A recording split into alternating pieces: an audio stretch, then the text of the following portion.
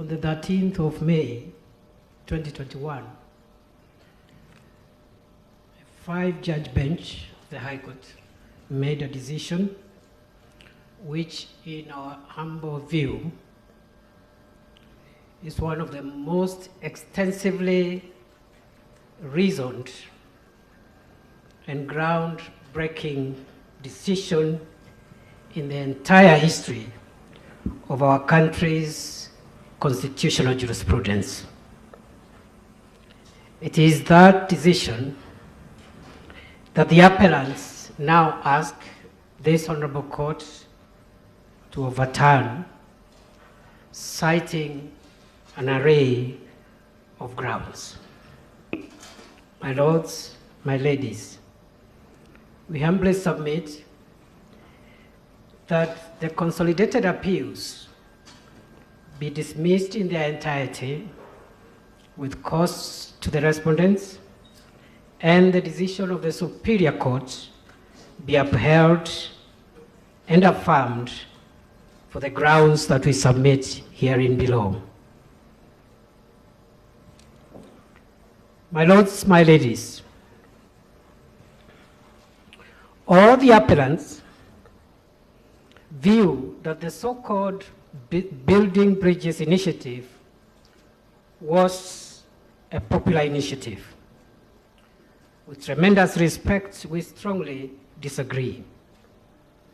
Instead, we agree with the Superior Court that this was not a popular initiative. It was it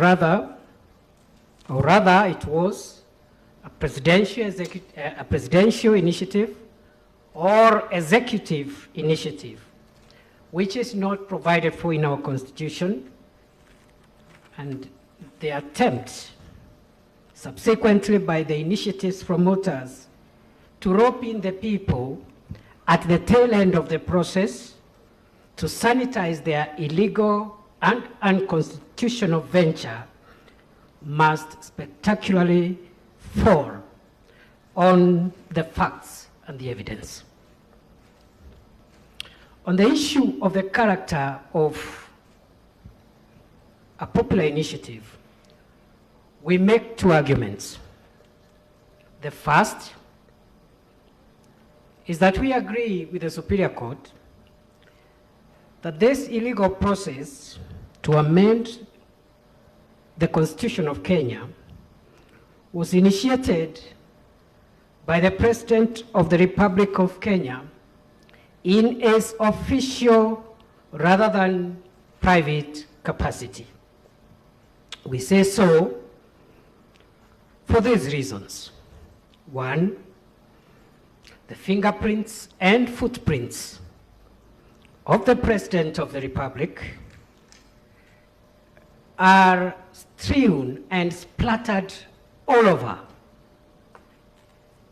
this heinous affront on the Constitution of our country.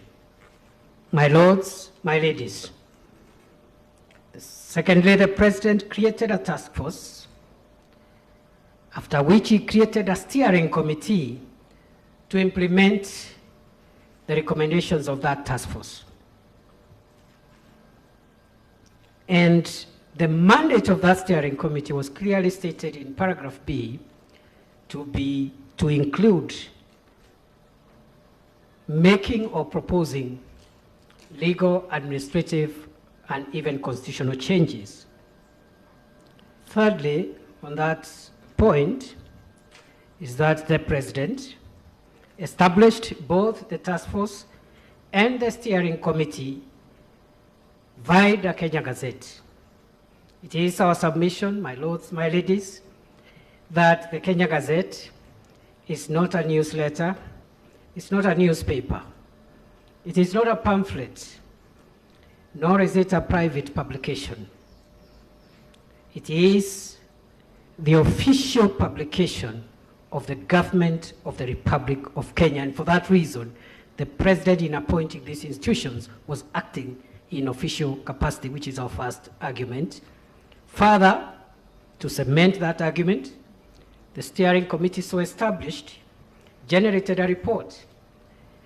And attached to that report was a bill to amend the Constitution, which bill is the subject matter of this litigation. And it is the bill upon which the signatures, which are in contention here, were collected. The fingerprints of the president and his footprints are also evidenced by this, that the submission of the task force report to the president, the submission of the steering committee report to the president, the launch of the collection of signatures exercise, and all other events associated with this ill-fated exercise or process were presided over by the President of the Republic of Kenya using state machinery, and none of these meetings or events took place in anybody's private home. My lords and my ladies, this is our further submission. The reports of the task force on the same point and the report of the steering committee were addressed officially, and I quote, to, open quote, His Excellency, the President of the Republic of Kenya and Commander-in-Chief of the Defense Forces, the Honorable Uhuru Kenyatta, comma, CGH, end of quote. Further, it is not controverted that the collection of signatures for this cause was aided to some extent by public officials, chiefs, and other public officials within the executive arm of the executive, which the president presides over. At no point in the whole exercise did the president relinquish his tools of official functions, as was ably cited by my learned friend, Mr. Mutuma, the ASA presidency in 2014, during the International Criminal Court cases. And I am privileged to have been one of the defense counsel in the Kenyan cases at the International Criminal Court. And when it came to the hearing of that court and the initial appearance, the president of the country downed the tools of power openly and publicly and signed a deed, in which deed he appointed his deputy for approximately 60 hours or thereabout to act as president of the country so that he could attend to what he termed a private and personal matter as a private citizen, Mr. Uhuru Muigai Kenyatta. My lords and my ladies, on the second argument on that point, we submit the President of the Republic of Kenya has no right to initiate a popular initiative. Why? Because this avenue of popular initiative is reserved for private citizens, including civil society, and is not available to state officers or state organs. The learned judges in the Superior Court took time to explain that the historical context of Article 257 on popular initiative, according to the Bomas report, was the history, the checkered history of Kenya with constitutional amendments. And therefore, it was clear that citizens wanted an avenue where they can amend the Constitution and force government to legislate things that they think government through the organs of state does not wish or is not ready to legislate. How then can the same government, which is supposed to be compelled to legislate by the people through a popular initiative, be the same government using that avenue? And therefore, we agree with the learned judges of the Superior Court that there were other avenues available to the head of state and the president to initiate whatever amendments he wanted to do. First, under Article 132 of the Constitution, the Cabinet may make proposals to, for legislative proposals. The Cabinet can do that. Also, the Attorney General under Article 156 of the Constitution normally aids the President in bringing government legislation. And under this Constitution, particularly, the office of the Leader of Majority in the National Assembly and the Leader of Majority in the Senate is actually the avenue through which government bills and legislation proposals are channeled. And I speak that with some little authority by virtue of my previous background outside the premises of what we are dealing with today. That therefore this was the wrong avenue for the president to use, and he had other avenues to use. Secondly, on the same point, the second reason why we say that this route is not available to the President of the Republic of Kenya is because, as it was found in the Superior Court, that there was no evidence tabled to provide that the President had used other avenues available to him and failed. On the second thematic area of public participation, which my learned colleague Gerono has submitted, I just want to add the following comments. First, I was somewhat surprised when learned senior counsel Tiende Amolo yesterday, or is it the day before, submitted before this court, tried to demonstrate how it is it's impossible for all the steps of public participation identified by the learned judges in the Superior Court for public participation if we are to allow Wanjiku to be the one to drive the popular initiative. We disagree with that view because, and I heard senior counsel Tiende Amolo exemplify and ask the court to reflect on whether, for example, Wanjiku can have the bill published, I don't know, in the national languages, the national language, which is Kiswahili, the official languages, which is English and Kiswahili, the vernacular or indigenous languages, and so forth and so on. And he said if we submit Wanjiku to this kind of procedures, it will not have been possible, and I hope I'm not misquoting learned senior counsel. Our view is that this demand, this 10-step process demand, was not the invention of the learned judges in the Superior Court. It is a dictate, a requirement of the Constitution in Article 7 of the Constitution, which the learned judges relied on, which calls on state organs and state processes to, for example, use the languages and even try to promote indigenous languages and the use even of Kenya Sign Language and Braille where possible. And when it comes to the technical side around Braille and Kenya Sign Language, the Constitution is considerate and uses such terms as promote as opposed to demanding outrightly that that must be done. And therefore, on this public participation, it is a demand of the Constitution. Secondly, on the same theme, it is our submission that both the popular initiative and the parliamentary initiative must therefore adhere to what the learned judges provided for the 10 steps of public participation.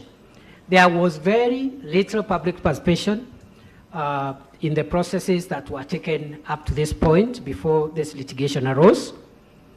For example, the example was given of Siaya, which passed the bill upon receipt. Siaya in their wisdom, the Assembly in Siaya County, in their wisdom, decided to pass this bill within 24 hours. I don't know whether they did the public participation at midnight or at 3 a.m. and what methods they applied. Within a day or two, they had passed it.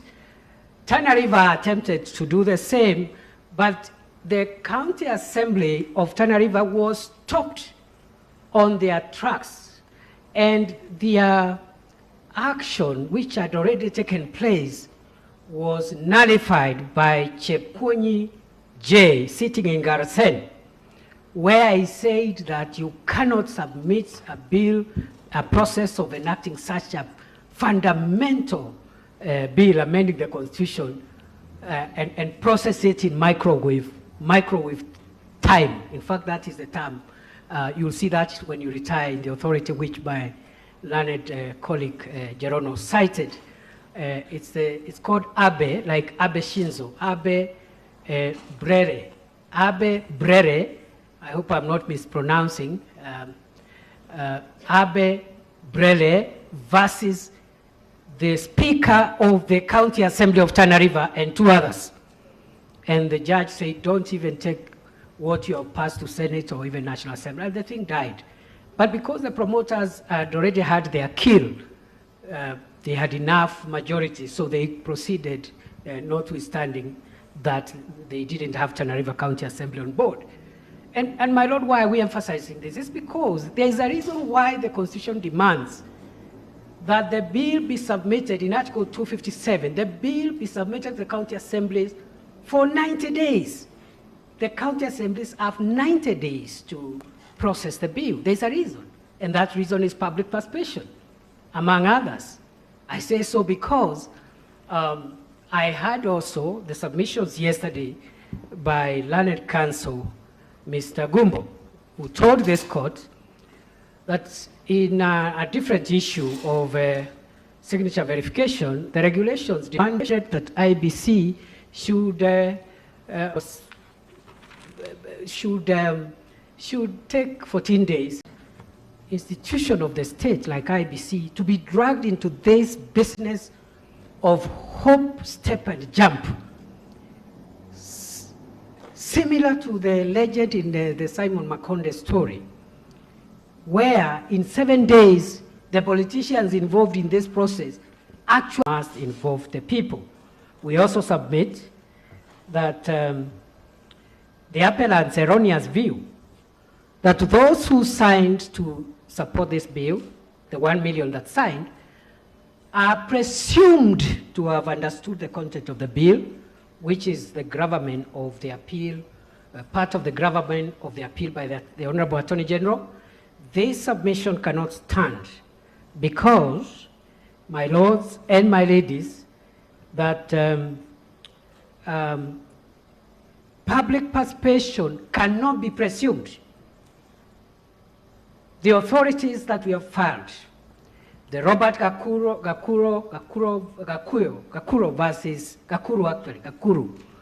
versus County Government of Kiambu, the Doctors of Life case, and so many other cases, even outside this country, we filed them in our documents. These authorities say that public participation is both qualitative and quantitative. It cannot even be presumed, it has to be real.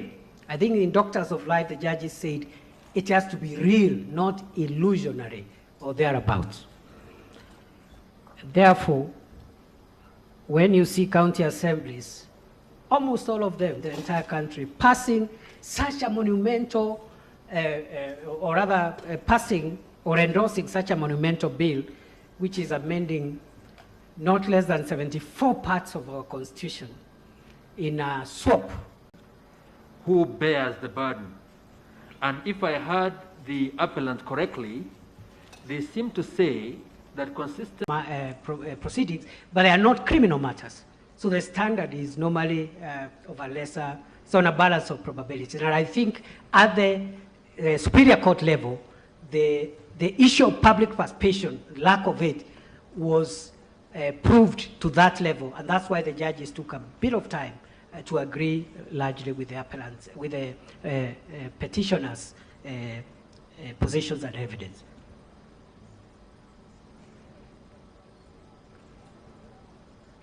I am referred by Mr. Mutuma to page 1663 of our volume 4 of the Record of Appeal. Volume 4 of the Record of Appeal, page 1663, where the issue asked by my Lord, Mr. Justice Tuyot, is answered in the affirmative, particularly the affidavit of Miruru Waweru, paragraph 8, how the county assemblies passed this bill, considered this bill in a lot of haste. Because of my time, my lords and my ladies, we also note that the MCAs, which is a fact, were given a car grant, but that's neither here nor there. That does not mean that they didn't have to follow the Constitution and the timelines given by the Constitution. Our submission is that the timelines given by the Constitution or statute are deliberate. They cannot be played about with or hurry them up, especially when they concern such serious and grave amendments. The period was reduced from 90 days to how many? Within 30 days, I think the entire country, except one or two, like in Meru took a little more time, maybe about 40, 45 days, I'm not sure. But the rest of the county assemblies consider this bill in less than 30 days, within 30 days. And that is in our affidavit. In your view, what was supposed to happen after it's committed to the county assemblies within that 90 days? Qualitative and quantitative public participation. Through the county? In the county, by the county assembly, which of course includes, if you look at it from quantitative and qualitative approaches, that includes time. And for me, they should have taken most of the 90 days to comply with the 90-day deadline, maybe 60 days, 70, 75, 80, or even 90 days. My lords, my ladies, allow me to rush to something which was submitted here by the Senior Counsel Atiende Amolo on the JLAC report of Parliament, because he made some remarks that it's not binding. I just want to say that this report is a public document. We also produced it as a result of the directives of this court to adduce additional evidence. We want to simply submit that this report of the Joint Committee of the National Assembly and Senate, the Committee on Legal Justice and Legal Affairs, this report was tabled in the two houses of Parliament, and once tabled, it became the property of the two houses. And it is not true to argue that once it was tabled, because it was not voted on, then it has no evidentiary value. We believe and we submit that both that report and the proceedings, the answered proceedings of the Senate, which reflect the true records, are important evidence, which demonstrates one thing, my lords and my ladies. Simply went ahead and said, but we recommend it be enacted. For example, the issue of Schedule 2 to the report, the JLAC report, which consisted the list of, the issue of additional constituencies. The committee found that there were legal issues that made that schedule inconsistent with the law, and recommended, actually, there was a recommendation even of severing that Schedule 2 from the report. But we want to leave it at that and say that it is not true that these proceedings and these reports are of no probative value. We submit, my lord and my ladies, that I also listened with and under international law. It's an archaic legal doctrine, originally from international law, but which got infused in national constitutions. But since especially 1990, the landmark international case of, which this is not in our submission, but just to help the court, the Pinochet case. The Augusto Pinochet was a former head of state in Chile, and he did what he did for many years and fled and went to Europe. He was arrested, extradited, returned back to Chile, and in that case, because that case took place in the UK, the judges made it very clear, the House of Lords, that it is not the job description of a president to torture and kill people. So immunity cannot be absolute, because those were their charges against Pinochet. And from there, that doctrine is old, and the court should not give any effect to an argument that immunity of the president is immune. The Constitution in itself, the court really guided on that area, is very clear. Does not include commission of international crimes, does not include when the person leaves office, it does not include actions which are not functional. They are not related to the function of the head of state. My lords, my ladies, allow me to say a few things. I know I have 12 minutes on the basic structure. And I'm sorry, my Lord Justice Kiage, I have to do this because the same thing can be attacked from a million sides, and I won't repeat. I hope I won't repeat anything about basic structure. And for me, what arises from all this discussion about basic structure, eternity clauses, and so forth and so on, is whether, my lords and my ladies, there is a hierarchy of norms in our Constitution. That is the question. Is there a hierarchy of norms? We submit that there is a hierarchy of norms. Why? We can even start with Article 255 itself. 255 is saying, my lords and my ladies, 255(1) is saying you can amend the Constitution through Parliament under 256 or through the people under 256. But there are 10 or so things you cannot, whichever method you are using, you must go back to the people. Paragraph A to J of Article 255(1). That's already a hierarchy. It means you can touch the rest, but you can't touch this one. Second example, in the interest of time.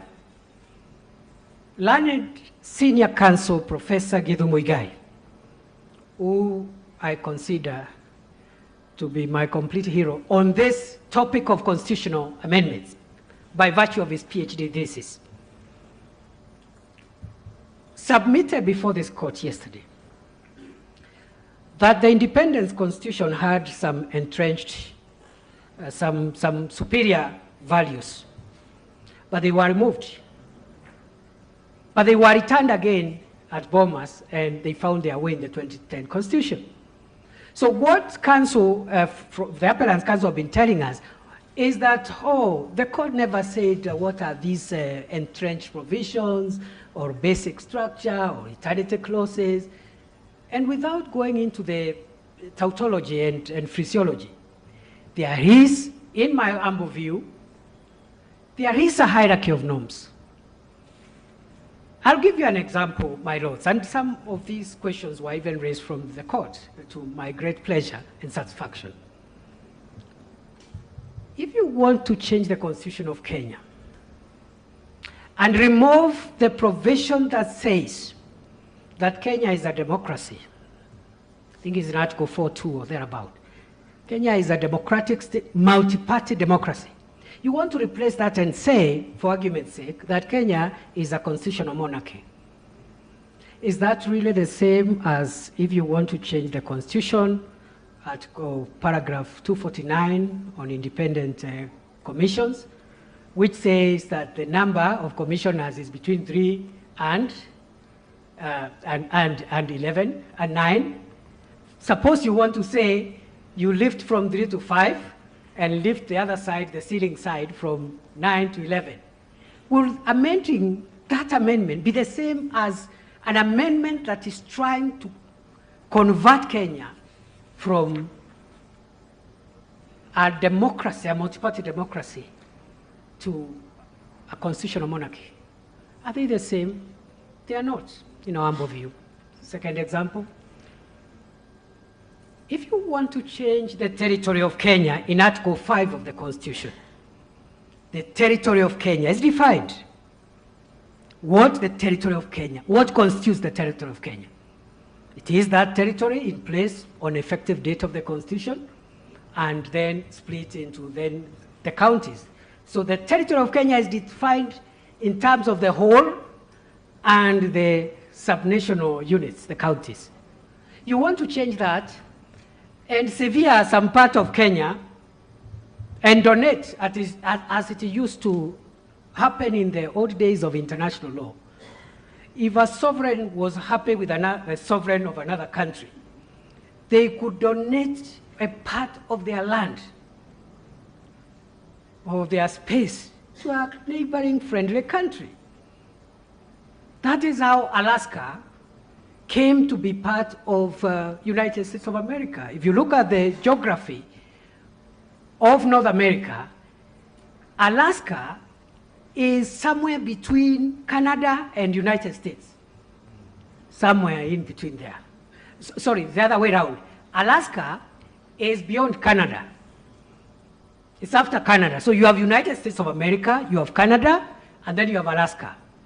Why? Because it was, it was a gift. It was sold to the American president, leader, by the leader of USSR. It was part of USSR across the ocean.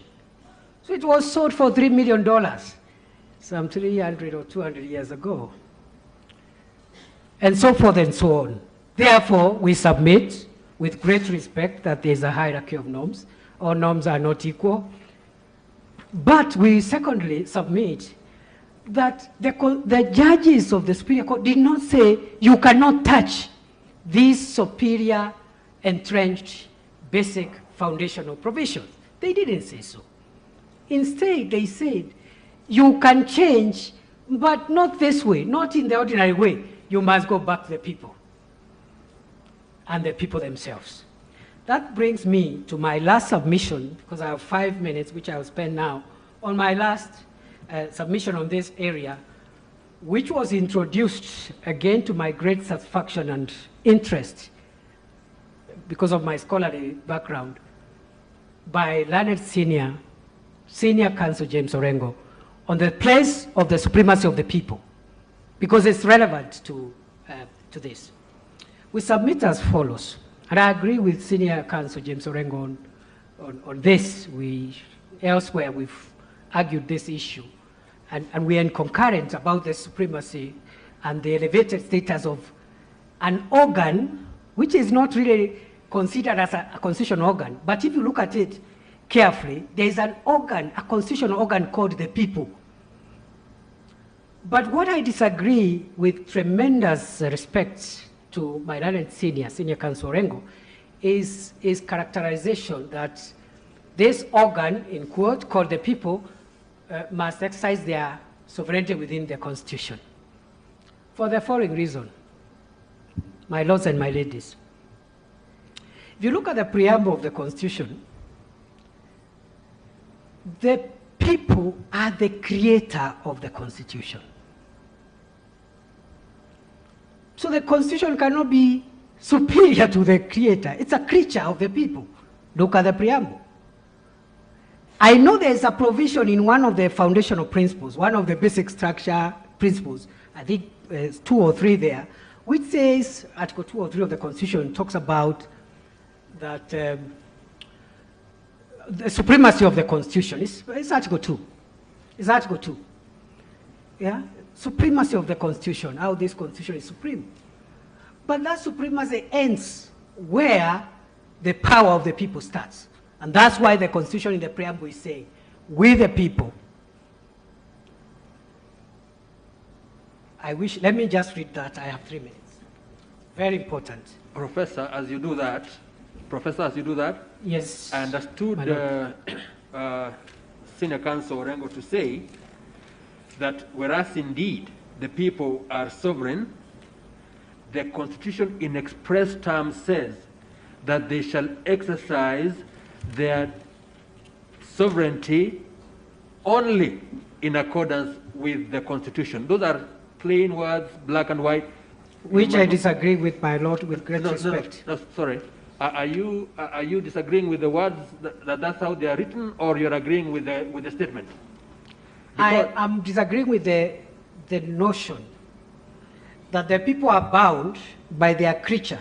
The creator is bound by the product of their creation to do certain things in a certain way. But can we first of all agree, does the Constitution say that they can only exercise their sovereignty in accordance with the Constitution? So we agree, first of all, we move from text to whether now we agree with the text. I agree, my lord. All right, carry on. Thank you. The reason I argue this is because, unlike my learned senior, James Orengo, who argued that the Constitution is supreme and even the people therefore must act within it, for the reason I have given, that the people are the creator and the Constitution is the creature, the people can even decide to abolish the entire structure here themselves. The people can decide that. And therefore my argument is, yes, the Constitution is supreme, especially the elevated clauses. The Constitution is supreme. But above the Constitution is the people. And I dare say, I dare submit, above the people is only Almighty God and the blue sky. If you look at the preamble to the Constitution, it says, and I quote as I end my submission, "We, the people of Kenya," the opening words. That should even send a, if you're interpreting the Constitution, that should tell you the first sentence, the first phrase in this Constitution, "We the people," the Creator. We the people of Kenya, acknowledging the supremacy of the Almighty God. The only supremacy above the people is that of God Almighty. It's in our Constitution. I am not bringing theology here. It's in the Constitution made by the people of Kenya. Therefore, without wasting time, my lords, I believe that above the Constitution is the people. And above the people is only the Almighty God and perhaps the blue sky, because it's also hovering over us as the people. For those reasons, therefore, my lords and my ladies, with tremendous respect, I urge this court to dismiss all the consolidated appeals, the appeals as consolidated in their entirety with cost to the respondents. I also urge this court to find that apparently what we are talking about here was a botched attempt to overthrow the people and their constitution at the same time. Luckily, by the grace of the Almighty, the judiciary, through the Superior Court, came and, in my view, rightfully interpreted this Constitution and declared that botched attempt to overthrow the people and their Constitution a nullity.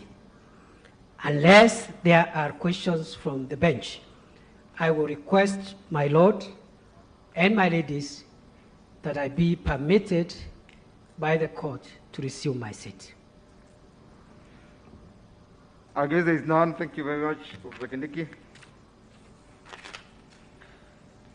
Can we have the next respondent?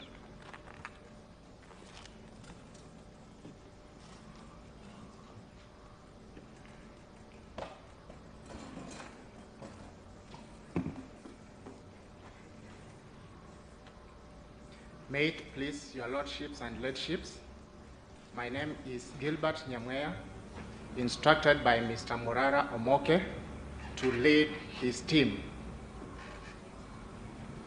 Your lordship, Just say for which respondent? for the 76th respondent. Your ladyship and lordships, we come on our knees pleading that if you could enlarge our time, because our petition is the one that raised most of the issues,